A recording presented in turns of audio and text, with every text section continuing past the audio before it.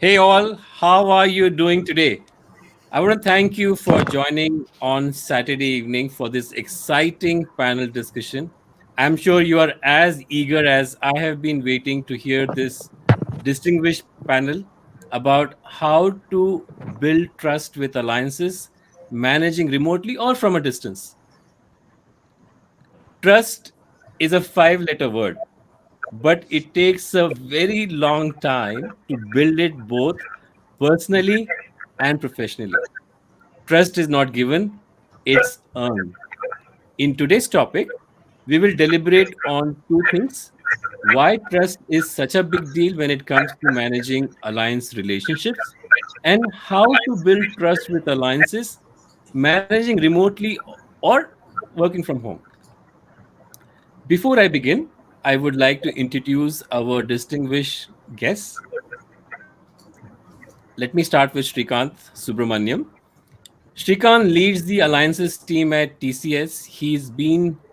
Uh, he's been working for 30 years across IT services and product companies. Has steered and managed major relationships with likes of Oracle, JD, PeopleSoft, and TCS. Shashant is an experienced sales leader, strategic alliance professional, has been an entrepreneur as well, and currently he heads the South Asia commercial business for Confluent and has previously led the sales and technology partnership teams at Samsung and at Oracle. Neha Agarwal. Neha is a sales and alliance expert by profession, collaborator by passion, and on a mission to support 1 million women on their career journey. She brings in strategy, execution, and service integration to build large deals. She is adept at co creating solutions and scaling ecosystem. She is presently heading the alliances and new business sales at CMS IT Services.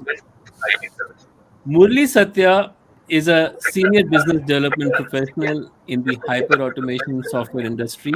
He is currently with UiPath and leads the UiPath's global account relationship with leading GSIs. In his past roles, he has worked with various organizations, including Datamatics and others. Ashutosh Kapoor, he was the managing director for India and South Asia for Softomotive, which got acquired by Microsoft, and he is a he now leads the Indian partners ecosystem for Power Automate in Microsoft, and he is focused on creating the India strategy for Microsoft in automation across GICs, BPOs, and a multi-tier ecosystem of partners for the next generation robotics and AI technologies.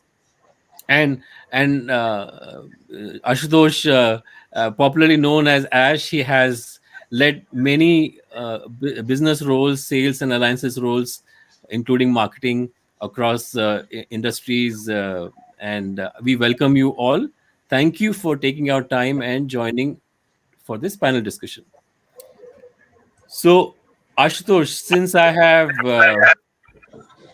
you were the last one to be introduced, and there was a strategic reason because I want to ask you the first question. And so here it goes. So it is argued that trust is so important to alliances that it is considered cornerstone for the success of any alliance. My question is, why trust is such a big deal when it comes to managing alliance relationships? Yeah, thanks, Shahid. Trust is important simply because it's a relationship. I mean, in any relationship, trust is important. Without trust, you don't go any far. So, my take on this whole thing is that irrespective of COVID or not, trust has always been a fundamental factor. How you manage it has slightly changed. According to me, increased. It's much better in COVID times because of normalization of, everyone is working in the same environment. No more do you need to travel, go to sit in front of someone's office and then get all the leaders together as a challenge. Here, people have so much more time.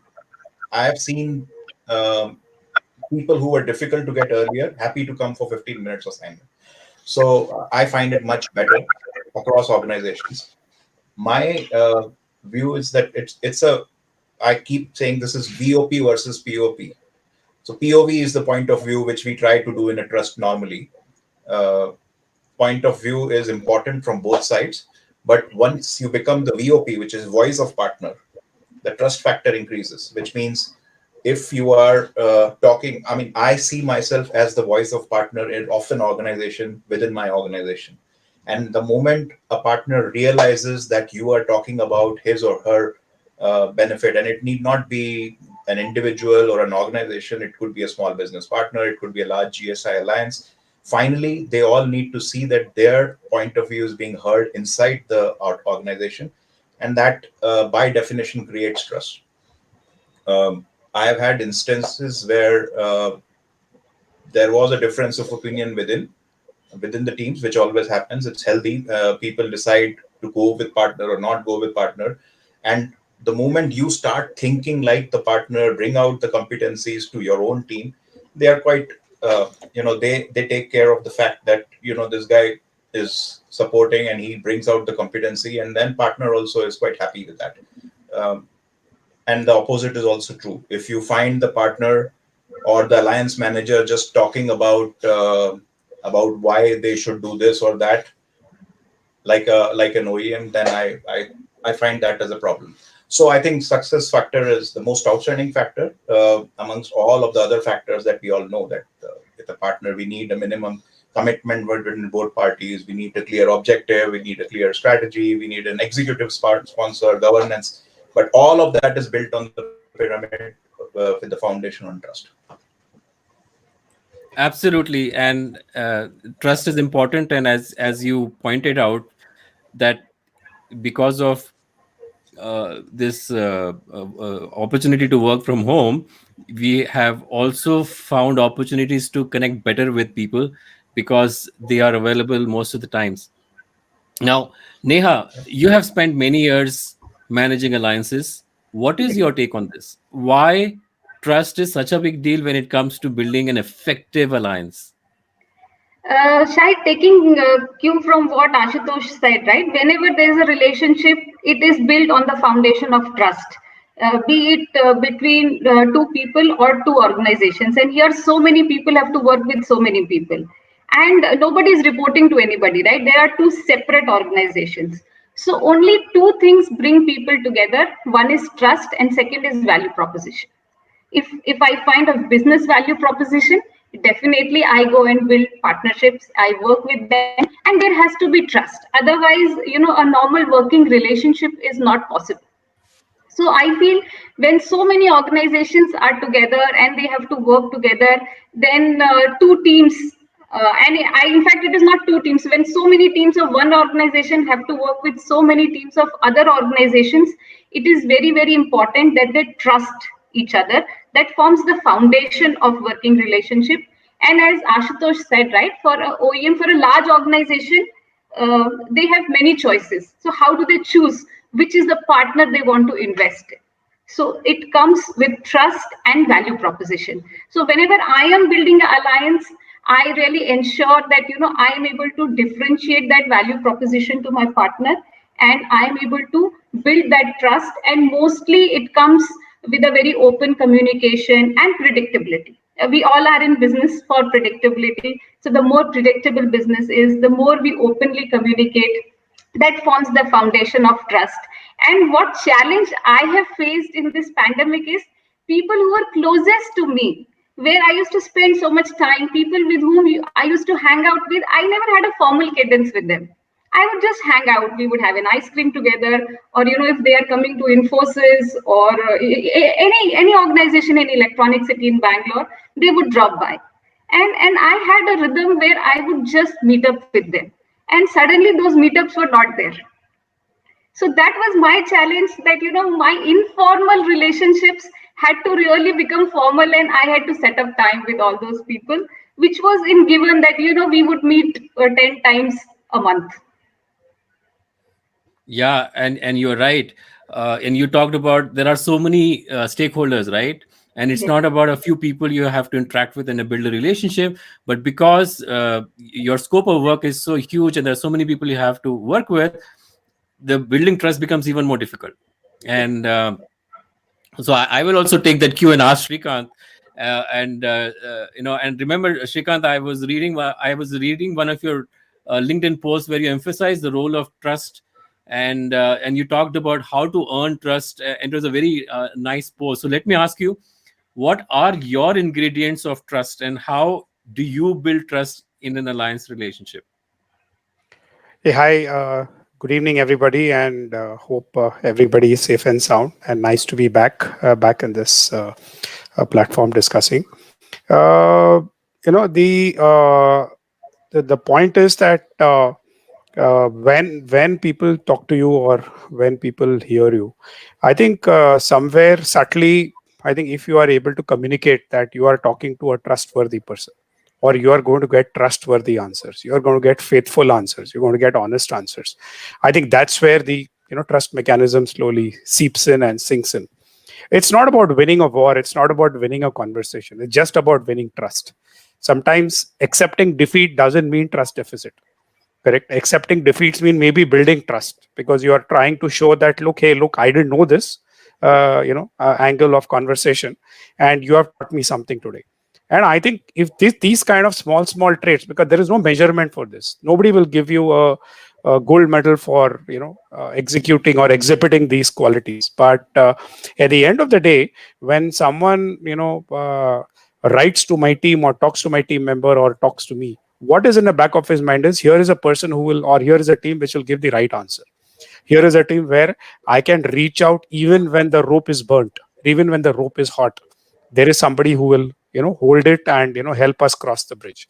I think that's my experience and definition. If I would like to summarize on what's, and that's what I have actually put up or built in those presentation slides. Okay, so that's very interesting. Sheshant, do you have a special formula to build trust with your customers? We have had many meetings.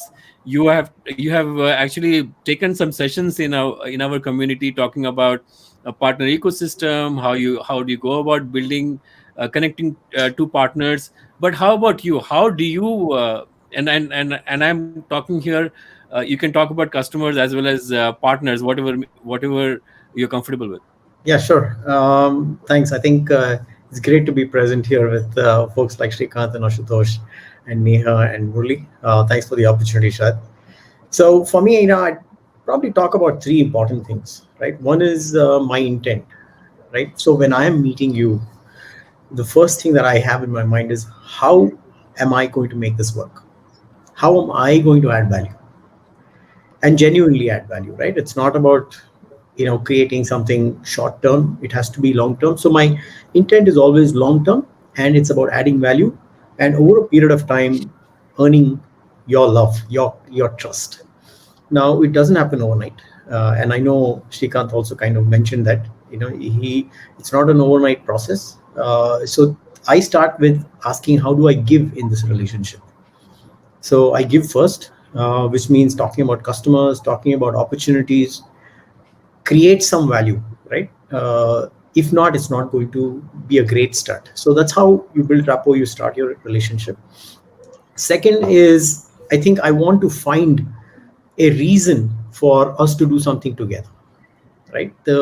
One of the ways I do that is, if not for each other, then I look at a third party where I can build goodwill, right? And I've enjoyed this goodwill piece in a big way, because there's a huge network that I've created, and I'm happy that a lot of people call me and say, hey, listen, this is what I'm doing, what do you think about it? And the reason why that's happening is because at some point I might have done that with them.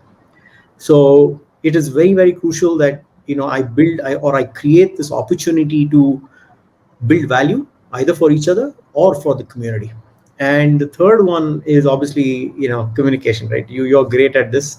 Constantly communicate. Of course, I'm not, I don't place myself very high as far as constant communication is concerned, but whenever I get a chance, I try and make that communication valuable. I make that important. I make that I'm present in the moment to make sure you understand that I'm totally invested in this. I want to make this successful, right? So if that means, like Shrikant said, it's okay, let's look past this one. This is not a win for me, but how do we make this work in the longer term? So I think these three things are crucial for me, and it's helped me a lot. And from a customer point of view, I think the first one, right, where you're basically earning customer love. And luckily I'm in a company which has earning customer love as its first business value. So I'm very, very glad that I work for a company like that. So when it's a customer, you got to earn by doing a combination of these. And sometimes there are challenges. How do I break down the challenge? How do I make it smaller? How do I have smaller wins within the challenge? And how do I, if I'm not able to overcome the complete challenge, at least can I do part of it for now? That's how I would start, Shahid. Okay, and you are the right person to answer that question because I know some of the companies you've worked for, and it reflects the way you manage some of the relationships. Now, before I move to the next question, I want to tell the audience that please feel free to drop your questions in the Q&A section, and we will take it in the end. And our session is going to last about 45 to 50 minutes. So feel free to drop your questions. We'll take it in the end. Now, let me shift the discussion towards the challenges faced due to pandemic. We all agree it makes a big difference when you meet the partner or customer face to face, or for business calls, for planning exercise. And as Neha said, it could be just a meal or an ice cream with them. It makes a big difference when you meet people face to face. So Murli, this question goes to you. Has working from home really affected the ability to trust a person? I wouldn't say ability to trust a person, Shahid, but the ability to build that trustworthy relationship it's definitely, I would say, hampered. When I'm from the old school, just like Neha mentioned, it's all about building relationships with your partners and the good old days of meeting in offices and networking beyond the office. Like we had all those good old events where we used to network. I think those are the missing factors.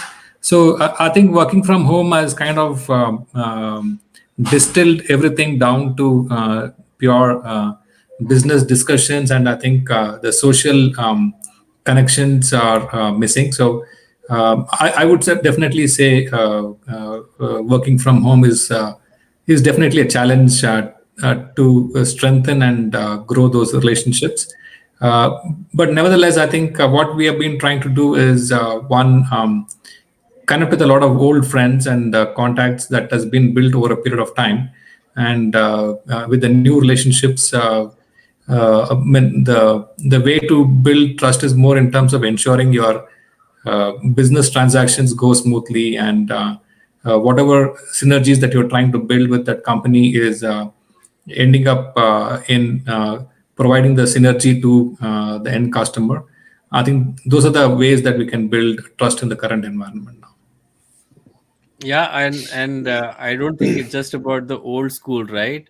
I feel there is a different level of trust which is built when we are meeting people face to face. As you said, it could be events, it could be traveling together, it could be going to the customer together, and so many interactions and business meetings we do together with partners. So Neha, what about you? And I know you partly answered this, but are you actually missing meeting partners face to face, and how is it affecting the So business Shahid, going forward? this challenge partner, I have a very different take on this, and I have faced it for last 1.5 years. The predictability of business has really gone for a toss. And when I commit to a partner that in so and so time frame I will do it, because of COVID and so many things happening, nothing is in my control, and commits have gone for a toss, collections have gone for a toss. So There is not heat. Okay, when such things happen, obviously temperatures raise on both sides.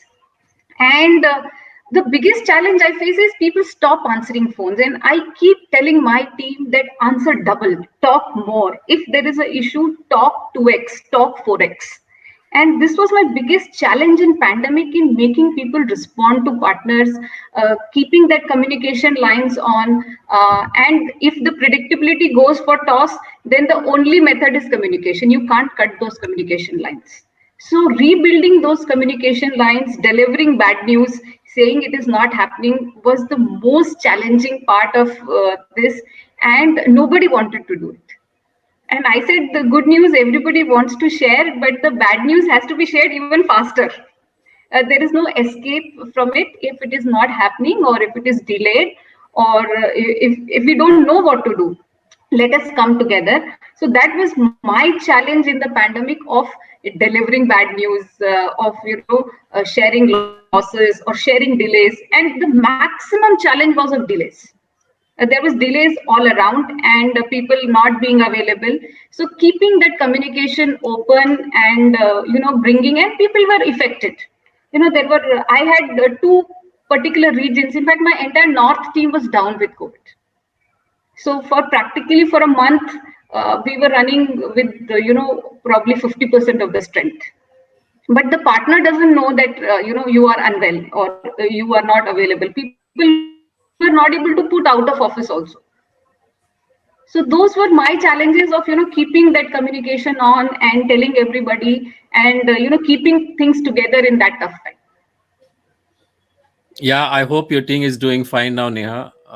Yeah, it's been Yes. Now it is much better. After wave 2, things have settled.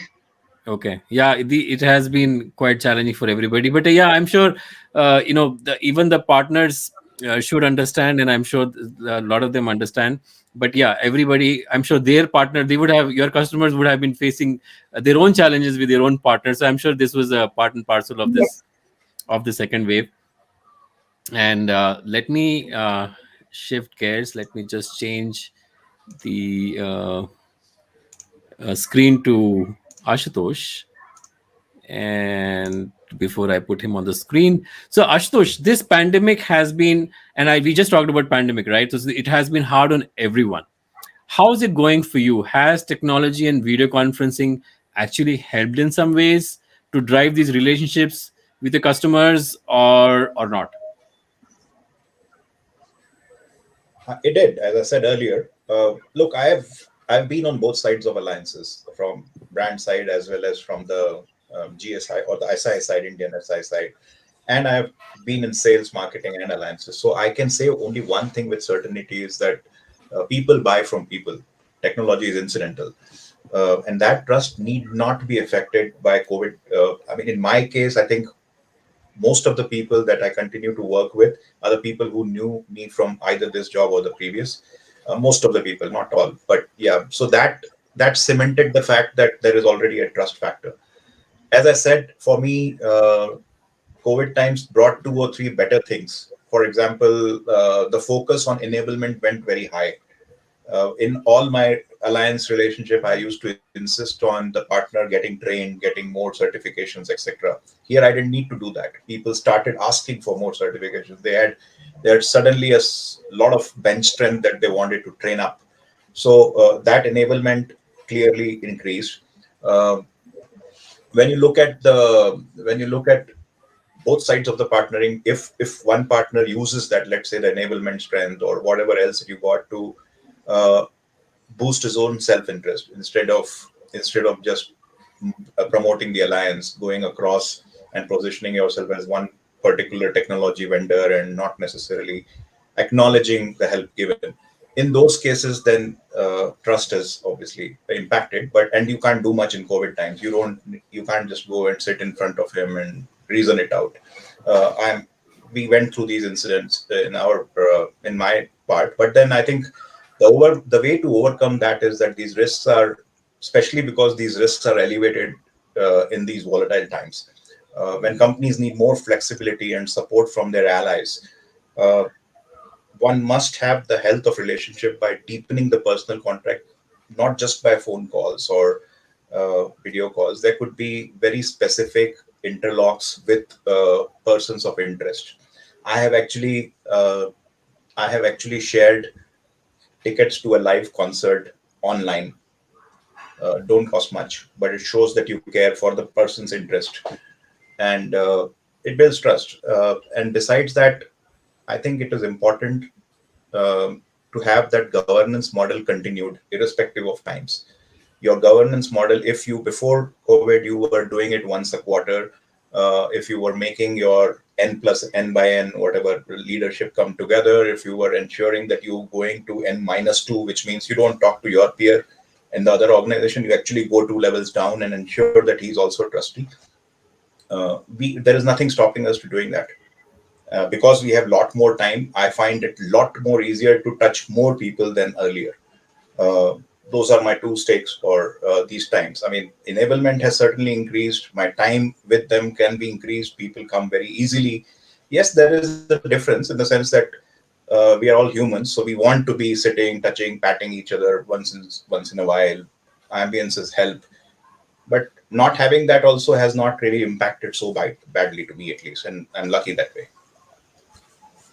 And and one of the biggest takeaway I'm taking from this point from you is interlocking other people, which probably you may not have done it earlier, or probably it would have not been possible if you're doing physical meeting.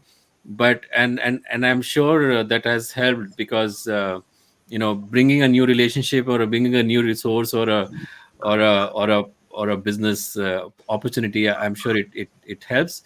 And you talked about sending them some online concert tickets. I also heard in one of the other sessions I was doing that people are sending food packets, or not food packets, a food meal. Like when we used to do business meeting, we would have a business lunch in a meeting. Right now, they're sending these literally food to their house, and they're doing this meeting while they're having food. That's that's another way of keeping that connect with your partners and customers. So, Seshant, I know you are a gadget freak, and thanks, Ashutosh, for that point. Let me shift the screen towards Seshant before I ask him the next question. So, Seshant, I know that you are a gadget freak, and your previous company is one of the largest phone manufacturers. What is your take on this? Can we build trust with the help of technology? As far as Ashutosh is concerned, he says it does not matter. It is people sell to people. What is your take about technology? Well, I'm a big believer of meeting face to face, creating value. So for me, if you look at how I have built relationships, it's because I have created that personal rapport with the person. I might have spent a lot of time, I mean, not have had ice creams, but I have had, maybe coffee, sorry, I have some movement in the background. I might have had coffee, I might have had a meal, and every chance I get, I'm in the area, I go meet with them, spend 15 minutes, 20 minutes, 30 minutes. If you look at technology, right? See, I think, again, I wouldn't want to talk about gadgets per se, but if you look at how technology comes in as far as alliances are concerned, and now specifically with the pandemic, it's taught us a lot on how to manage our business without personal, in-person meetings. I think it's about making the entire onboarding experience, for example, very easy. Make it click through, make it one-click kind of onboarding. So people are, not hassled to work with you to start with. Second is, do you have like a marketplace where they can showcase their products, or can you be on their marketplace? Where there's an exponential growth in the kind of business that you can do with the marketplace coming in, because it's ease of billing for the customer. It's, one invoice. It's a choice, right, of technologies that can be chosen by the customer. Third is, how do you provide visibility? Again, from a technology point of view, using social, creating posts about your customer, about your partner, making their posts visible to others. I think those are very, very important. And again, one of the things about visibility is you have to start using references as well. I talked about it earlier as well, where you create value, if not jointly, but for a third party. So references, for me, is one of the biggest things. Even if there is nothing in it for me, I will create a reference. I will create some goodwill for somebody, and it comes back to me at a later point in time. So for me, I want to see if the ideal situation, answering your question, is for me where I have an opportunity balloon on my phone. It comes up and says, these are the opportunities we have, and these are the technologies that are going to get used. And if the technology is able to tell me who I should be working with, that I think is a fantastic way to use technology. Of course, we do all that in person over coffee. So I would love to do that, as soon as that starts. Sure, I agree with you. And before I move further, I want to tell Ashima Kohli and Ashish Deshpande, thanks for your questions. We will take these questions very soon. And if anybody has any questions, please drop in your questions in the Q&A section. I am not looking at the chat screen. I would request you to please drop in at the Q&A section. I'll focus my attention over there after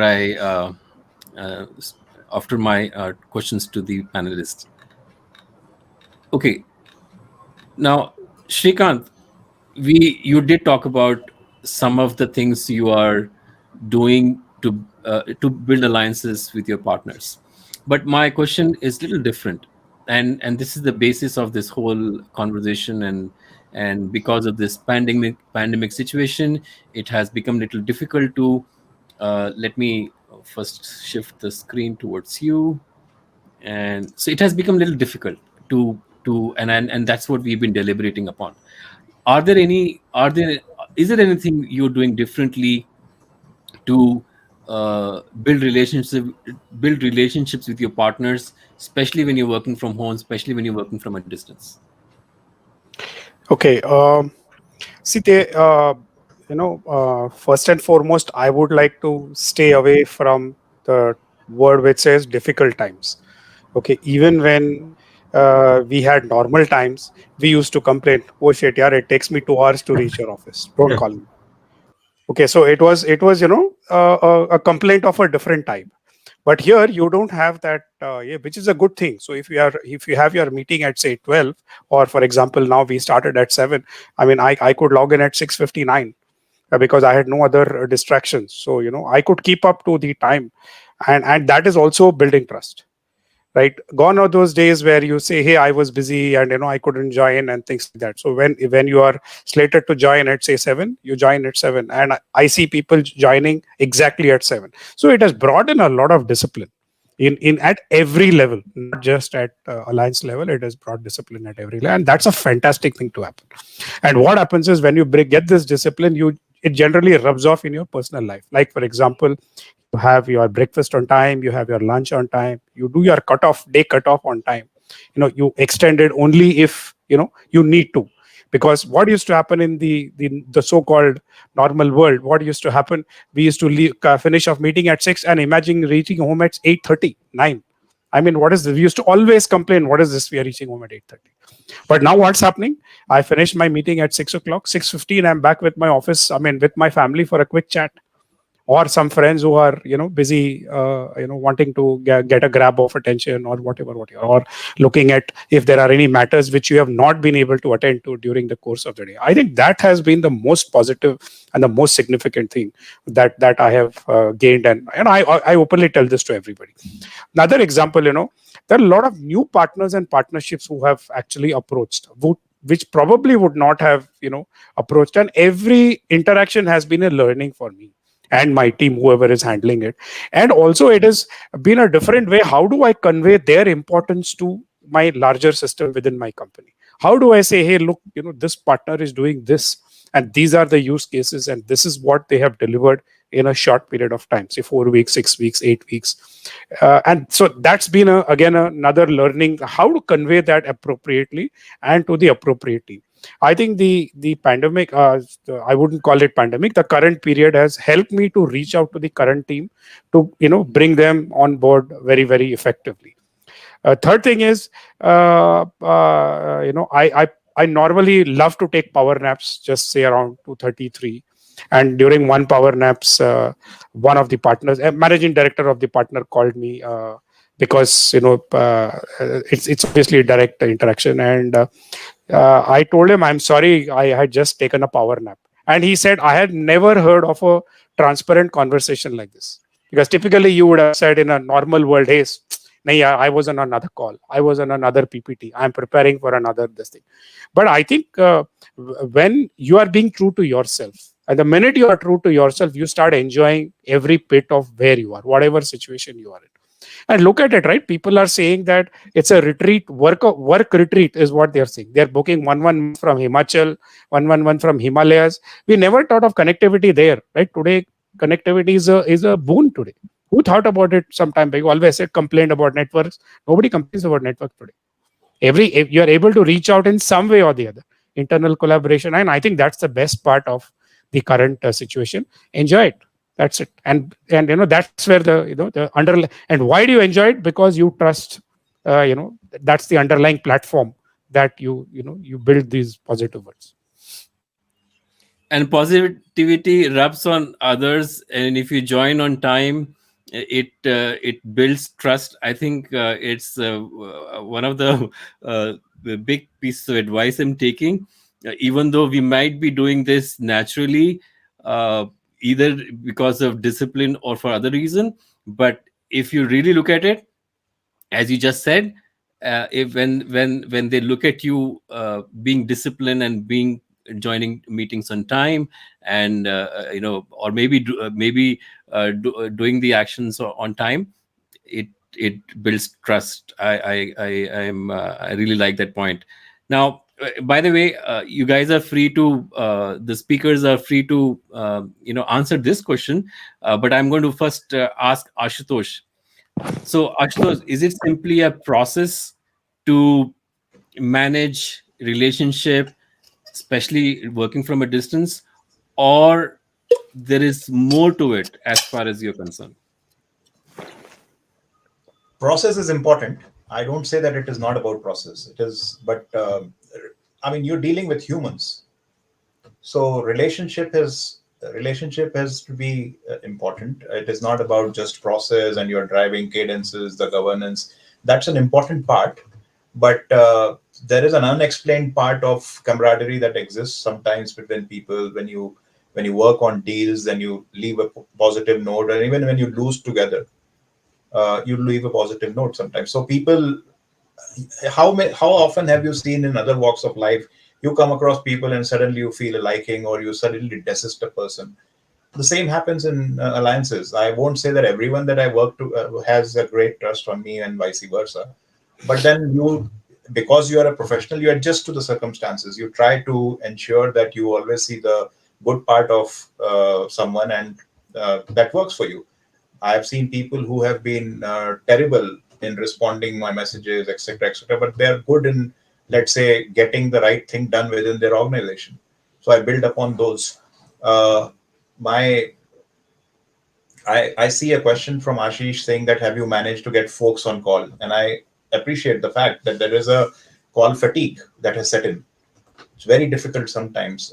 That's where trust works. If you are getting onto a call with someone who you want to get on call with, you look forward to get on call with, then that fatigue doesn't matter.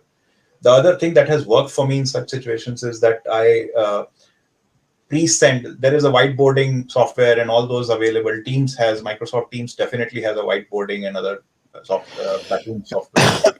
So we in advance, if I sell some scribbled notes on a whiteboard and pre-decide the agenda that these are the only 2 or 3 things that we will talk, it really sets up that discomfort of why again another call, because people then know that objective is theirs and they can spend time on it. There is enough time left. If I have a 10-minute or 15-minute discussion required, I set up 20 minutes and I spend 5 minutes asking him about environment or politics or things like those, because that sets up the trust factor. So yeah, for me, I see only positives, and I totally echo Shrikant's things about discipline, etc. I mean, I'm so glad someone else also is liking these times.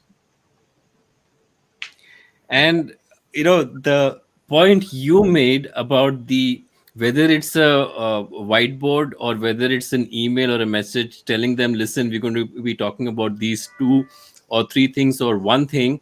I think this is my takeaway, another takeaway from you.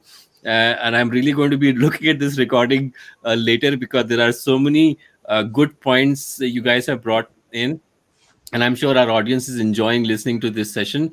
And absolutely, if we make them feel comfortable saying, "Listen, we're going to be talking about these 1 or 2 things," I'm sure they will talk to us more often. And with that, I don't mind continuing forever, because this is such an amazing discussion talking to all of you. But I want to pick up some questions, and I feel free, Neha, Sheshant, Murli, Shrikant, and Ashutosh, feel free to make any other point you want to. But before that, I want to just pick up, maybe let me just go to the first question, which was asked by Ashish, and I think partly it was covered by Ashutosh. So question, and nevertheless I will read this question. How have you managed to get folks on calls, as over the months there is now a resistance to join calls for Cadence, as it's 100% calls, unlike earlier where it was mostly meetings and rarely Cadence calls? Anybody can take it. I touched upon that a bit. Yes. So Shahid, I would want to answer this question. See, one thing is, Cadence. This is the only way people get updates, and now there are no face-to-face meetings. So that way, if the agenda is very tight, and you have already sent what is going to be discussed, and there are specific pointers around which you are meeting, and you're discussing along with Cadence. If you're discussing new opportunities, I think this has been my trump card. I have got everybody that if you're discussing opportunities, if you're showing value, people do come in, and the market is tight. So there are a lot of discussions upon opportunities. So if normal Cadence and what new you can do in the market, and there is a lot of new which is possible right now. And if you're exploring those possibilities and cracking those possibilities, I have been able to get people, and I have built most number of, in my career, I had never built so many international partnerships, because I was able to show that value and deliver that value, conceptualize something new. Shahid, And I'm just want to add, for people who are well trusted, I mean, if there is a good partner that you trust or person that you trust, I have had calls or so-called Cadence calls along with the Euro Cup, watching the match, discussing the match. Yes. And then it become, you wouldn't do that in the office, but here it allowed you. It is such an informal setting, but you also discuss business, you discuss leagues, things drop, and it works. It works because, I mean, it need not be a football match. It could be anything that is of joint interest to two people, movies onwards. So I think that is one other additional way of making the meeting interesting and bringing difficulty of getting onto the meeting is gone away with that. The call fatigue, etc. And they make it interesting. How you make it interesting is dependent on how much do you trust each other.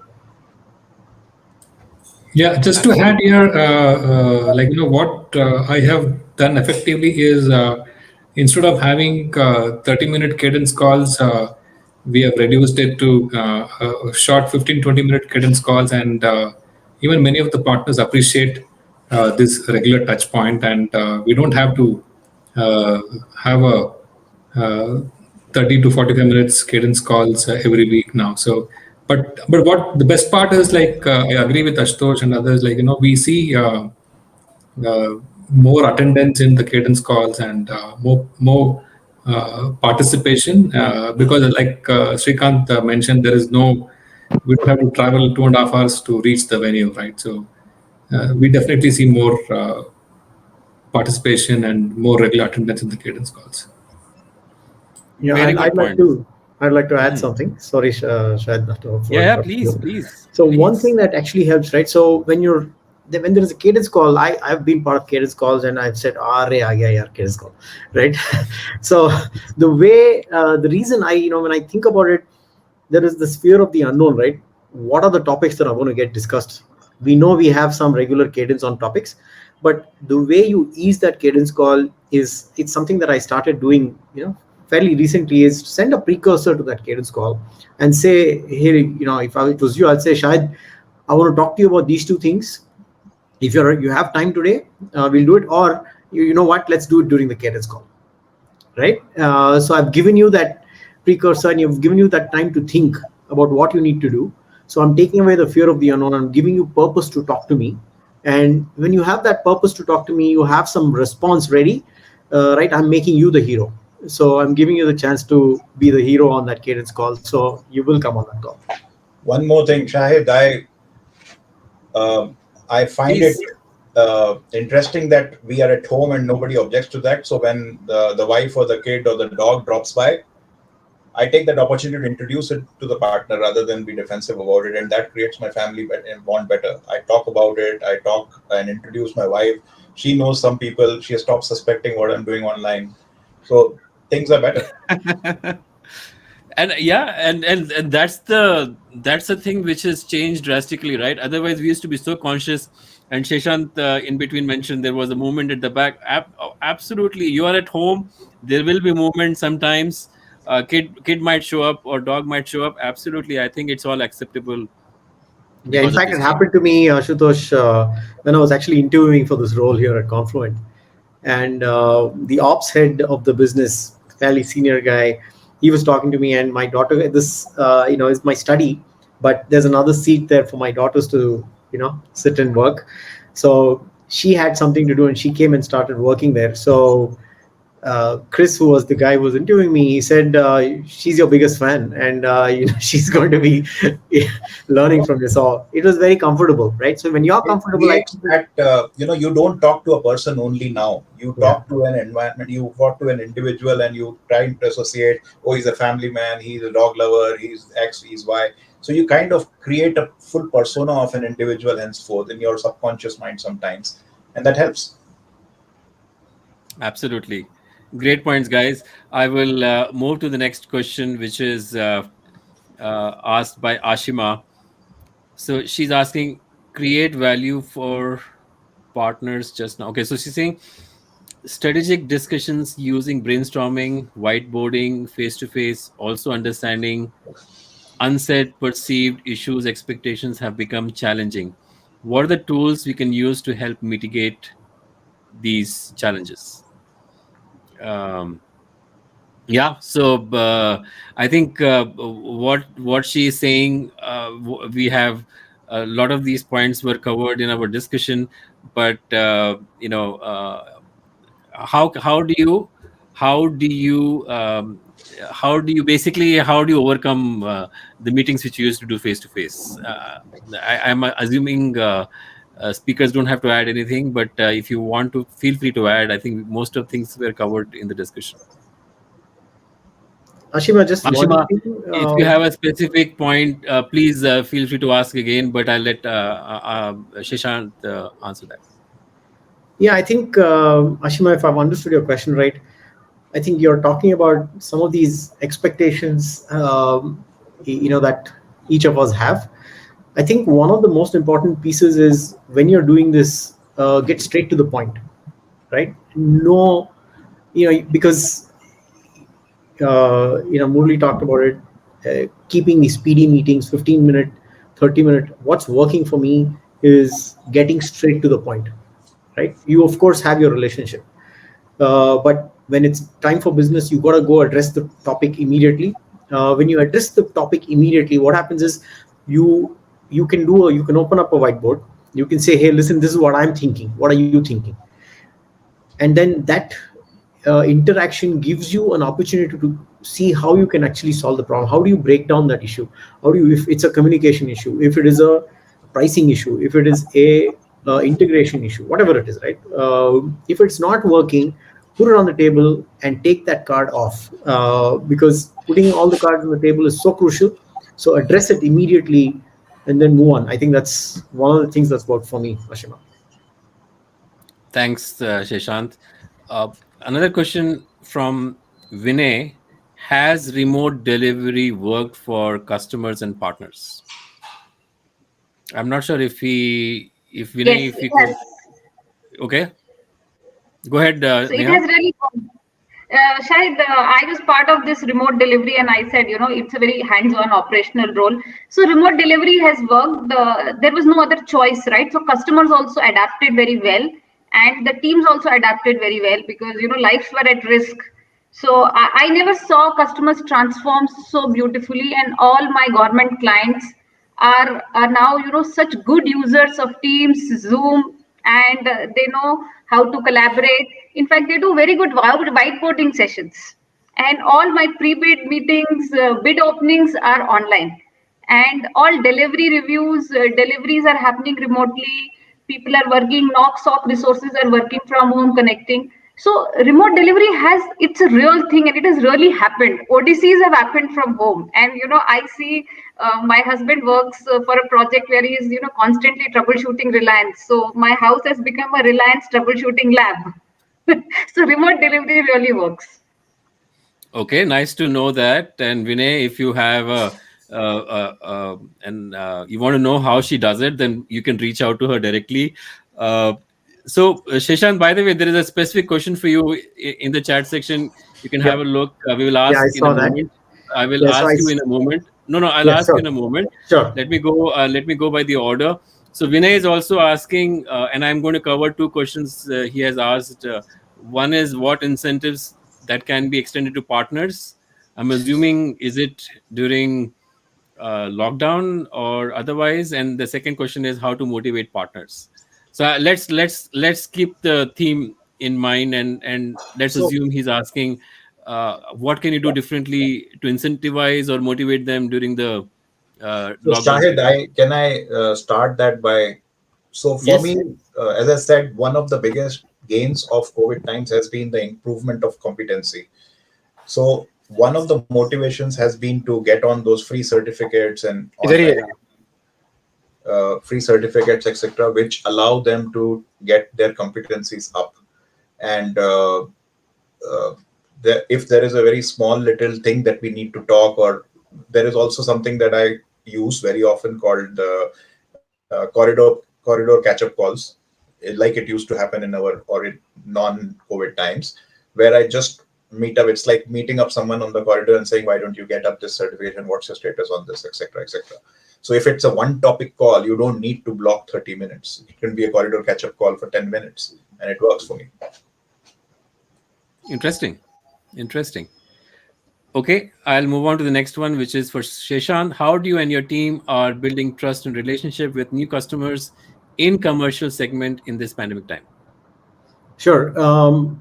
This is about relevance or specificity, so to speak. Now, if you have a small business and I know what you're focused on, I bring that to the meeting. I want to bring that. I might not be successfully doing it every time. If I'm able to do it 50% of the times, I can tell you I'm doing a great job.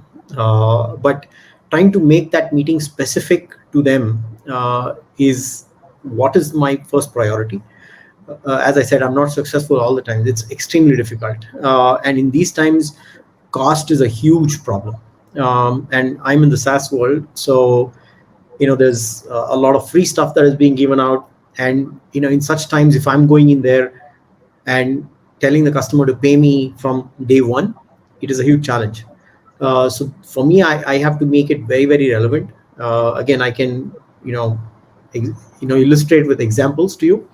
But offline. But what I do is I prepare for the meeting. I ask my team, how do you handle this, right? Our solution engineer, solution architect, our sales guys, our alliance people, bring more people to the team and discuss. And somebody will have this one good point and make that point and give credit, saying that what, my solution engineer thinks this is what we should do. What do you think?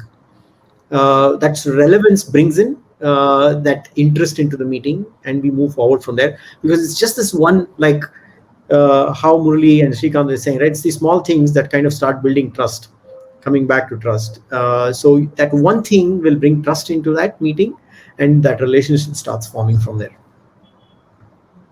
Great, thanks, Sheshant. And before I ask the last question, and we have 4 minutes to go, I just want to touch upon some of the comments made by our friends and audience. So, for example, Lakshmikant is saying, even when the rope is burnt, is so important. Even when the rope is burned, it is so important, relevant, as Shrikant said.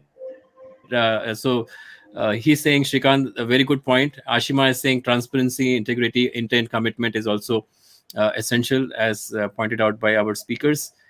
Then Sandeep Makwana is saying, agree 100% Neha, communication link should always be there, irrespective of deal result. And Ashima is also talking about a couple of other points. And then Nishal Ram is saying, my 2 cents is important to be vulnerable to build trust. Yeah, absolutely. And this is, as Ashutosh also replied, saying this is a very nice point. Vulnerable is critical to build trust. Yeah, you can see these are all alliance leaders from different walks of life. And, I wish I could bring everybody, but it's not possible to have a productive discussion with so many people. But yes, we should bring more alliance leaders to a discussion like this. And thanks for all these comments, guys. It's really encouraging, and I will share these comments with you, speakers. You can have a look. So last question I am going to ask, it's from Sandeep Makwana, actually. Collaboration tools are here to stay post-COVID. Companies have realized its benefits too. What's the future point? What is the future pointing for old school people believing in face-to-face relationships? See, they will stay shy, and and everybody that that will not go. That is that is something very nice. But collaboration tools will make connections easier and faster. So if you want to meet face to face, definitely. But if you have a faster means of interacting, connecting, collaborating, and more people can collaborate. Now I am not limited by 2 hours of traffic time, as Shrikant said, and that's a challenge in Bangalore. If you want to meet partners, you can meet 2, and if you're super efficient, 3. But meetings you can do so many, so it is going to stay. But I think when face-to-face meetings start, the way we are using is going to drop. It is going to be a mix of 2. This is my view. Okay. Shrikant? Yeah, hi. I think sorry, the cooker just whistled a bit. No, happy about it. Food is getting ready. My view is this, that I think this face-to-face, yes, there is still there. And this favorite word of the world, right? Hesitancy today. Everybody uses the word vaccine hesitancy, this hesitancy. So this hesitancy to come on an online platform, I think the barriers are slowly coming down because number one is the advent of all the devices that we all have now. I think a lot of people have laptops. We are more than happy to buy our parents an expensive or a good phones or a good so that we can talk to them. I mean, our relatives never complain anymore that you never come to my place, you don't come to see me, you have never come to seek my blessings. So nobody speaks like that. They're saying, oh yeah, fine, you've given me a call, you've shown me your face, I'm more than happy that you're safe and sound. So I think the whole concept of face to face is slowly changing and moving, and as the person rightly said, it's possibly here to stay. The way it will impact is what we will have to see, especially in some of the fields in terms of education or things like that, is because the students are actually missing the complete campus environment, and the way the way to study, the way to learn is completely gone. Some of the things might just remain in their mind and heart because if your meetings are compressed, if you don't have time, because in face to face, when you're conducting meetings, you can see the faces, all of them, and see that okay, somebody is there who wants to ask a question. Maybe somebody doesn't want to raise their hands up. there's some fear. But those are the points which are missing. But I think people have now learned to adjust and accommodate. And the kind of programs that I'm seeing, on a outside of work, which is going on, is just awesome. I mean, I got involved in some of the activities which has been for my personal benefit. I never thought in a daily life that I would ever be able to participate in those and even get to a very good level. And that's what I keep encouraging people. Okay, don't worry about this face to face. It's fine. If it comes back, it's good. If it doesn't come back, also it's good. Don't worry. And thanks, Shrikant. And Satya is saying, love you, Shrikant, for candid stuff. I'm not sure if he's talking about the cooker or cooker whistle or something else. But yeah, I really want to thank all of you for giving your time. Oh, by the way, before I end this, maybe next time you can leave your Twitter handles or hand, because I can see some audience are asking if we can follow you or if we can connect with you. So at this point of time, maybe a Twitter handle or your LinkedIn. I'm sure people can find us on LinkedIn, but yeah, maybe we can next time have our Twitter handle as well on our screen. But I want to start by thanking the audience for being patient. And I don't know whether you got a chance to join the lounge and those tables, which is another great concept this software brings. And I am going to utilize this, exploit it for our larger events where it's going to be a multi-day, multiple session event. And I want to thank you for joining in. I can see one Q&A light here. Let me just go and see. Thanks for the views. Vinay is saying, and I've been able to grow in the pandemic and partners were crucial. We all work together to grow together. Absolutely, Vinay. So with that note, Shahid, before you wind off, I just remembered something. This is related to the point on face-to-face. I thought it's a very, very relevant example. The Guru Purnima just passed by, and we just went to meet our Guru in Malleshwaram. The first time we were going to his house, and there were quite a few people there, and he was giving a natural discourse. We went a little late because we didn't want to get lost in the crowd per se. Generally, we are avoiding a crowd for now. And believe me, he says, I'm going to explain the meaning of the word, what is Guru Purnima. And what is the answer he said? He said, you join my link tomorrow. Join my link tomorrow. Join my Google Meets tomorrow. He didn't explain it. He could have easily explained it there, but he didn't say that. He said, no, please join. So even so just look at the way the conversations have changed, right? He could have said, sit for half an hour. Normal times, what he would have said, no, let everybody go, sit with me. I'll make you understand what it is. No, he didn't say that. He said, please join my meeting tomorrow. Yeah, but old habits die hard. I had to go to the doctor and I planned 1 hour of travel time, not realizing there is no traffic.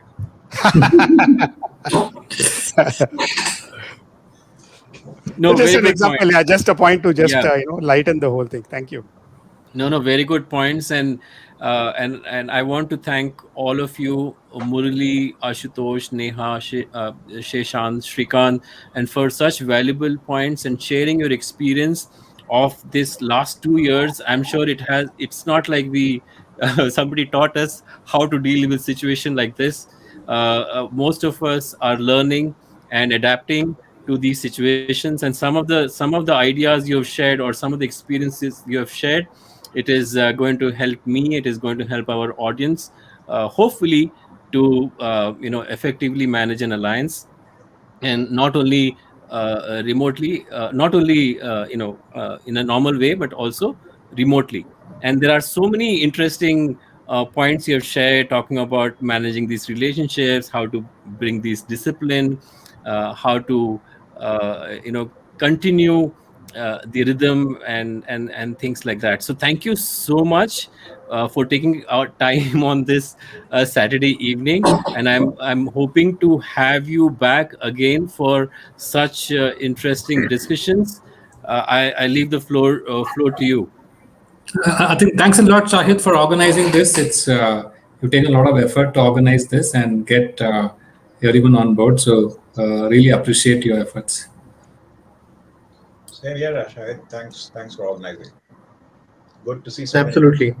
And it was great to listen to you, Shrikant, Murli, Ashutosh, and Neha. I think it's opportunities like this that some of the key aspects come out, and it was great to answer those questions as well. Shahid, whatever you do is fantastic. Keep continuing it. And thanks to all the attendees who were there in the panel.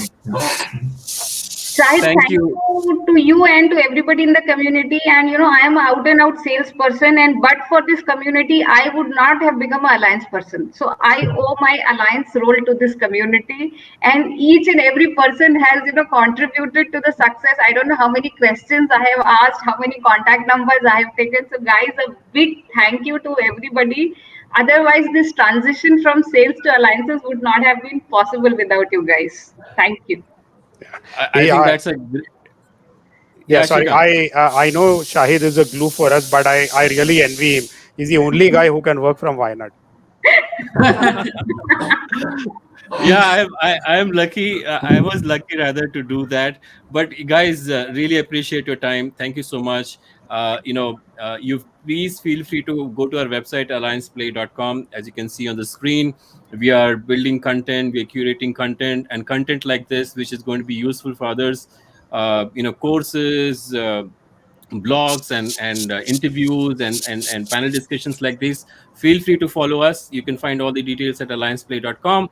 And Neha, Sheshant, Murli, Ashutosh, and Shrikant, thank you so much, and looking forward to speaking to you again. Bye bye. Thank you. Thank you. Bye. Bye, guys. Bye, guys.